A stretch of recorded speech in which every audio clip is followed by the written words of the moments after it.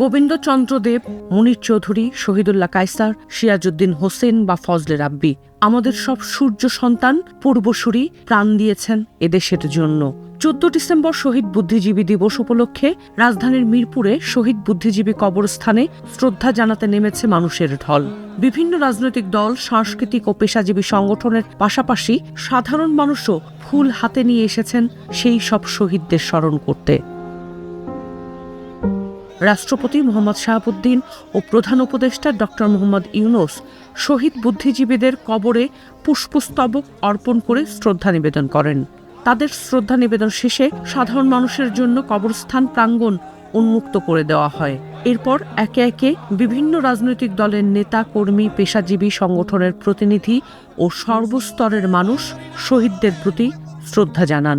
14 December শহীদ বুদ্ধিজীবী হত্যা দিবসে আমরা আসলে একটা জিনিসই প্রত্যাশা করি এবং একটা জিনিসের লড়াইয়ের যে দৃঢ় প্রতিজ্ঞা সেটাই ধারণ করি যে কোনোভাবেই বাংলাদেশের যে গণতন্ত্র, বাংলাদেশের মানুষের মুক্তির যে আকাঙ্ক্ষা সেই পক্ষে আমরা লড়াইটা চালিয়ে যাব এবং কোনোভাবে কোনো ধর্মীয় ফ্যাসিস্ট গোষ্ঠী যারা 71কে, যারা ইতিহাসকে বিকৃত করতে চায় তাদেরকে এই বাংলার মাটিতে কোনো স্পেস দেওয়া কখনোই হবে না। আজকে আসছি বেসিক্যালি 14 ডিসেম্বর শহীদ বুদ্ধিজীবী দিবস। বাচ্চাদেরকে আমাদের দেশের এই যে গুরুত্বপূর্ণ দিবসগুলা, বিশেষ করে 16 ডিসেম্বর, 14 ডিসেম্বর, 26শে মার্চ, 21শে ফেব্রুয়ারি, এগুলো বেসিক্যালি আমাদের দেশের স্বাধীনতা, সার্বভৌমত্ব সকল কিছুর সাথে এই দিবসগুলো জড়িত।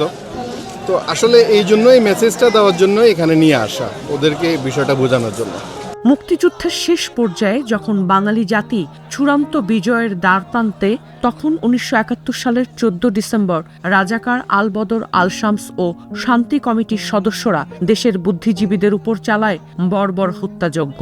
পরিকল্পিতভাবে তালিকা তৈরি করে শিক্ষক, সাংবাদিক, চিকিৎসক, প্রকৌশলী, আইনজীবী, শিল্পী, সাহিত্যিক, সংস্কৃতিসেবী সহ সরকারি ও বেসরকারি বিভিন্ন গুরুত্বপূর্ণ পেশার মানুষদের হত্যা করা হয়।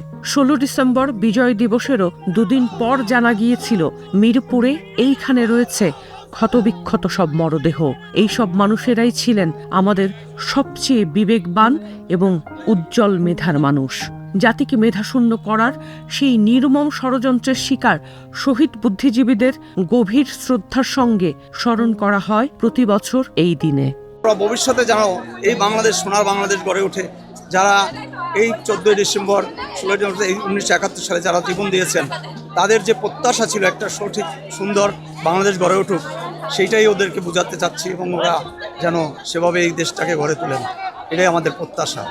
যে নারকীয় হত্যাকাণ্ড হয়েছিল মূলত পাক হানাদার বাহিনীর দ্বারা, এটি আসলে বাংলাদেশকে মেধাশূন্য করার একটি ষড়যন্ত্র ছিল এবং সেই নীল নকশার মাধ্যমে কিন্তু আসলে বাংলাদেশের বুদ্ধিজীবীদেরকে হত্যা করে তারা চেয়েছিল বাংলাদেশ থেকে আসলে মেধাবীদেরকে নির্মূল করার জন্য। 14 ডিসেম্বর এই নৃশংস হত্যাকাণ্ড না হলে হয়তো বাংলাদেশ আজকের দিনে আরও অনেক বেশি এগিয়ে যেতে পারত এবং 14 ডিসেম্বর যারা আসলে এই দেশের জন্য আত্মত্যাগ করেছেন তাদের প্রতি অনেক লাখো সালাম, একই সাথে তাদের প্রতি অনেক আমরা শ্রদ্ধা জ্ঞাপন করছি।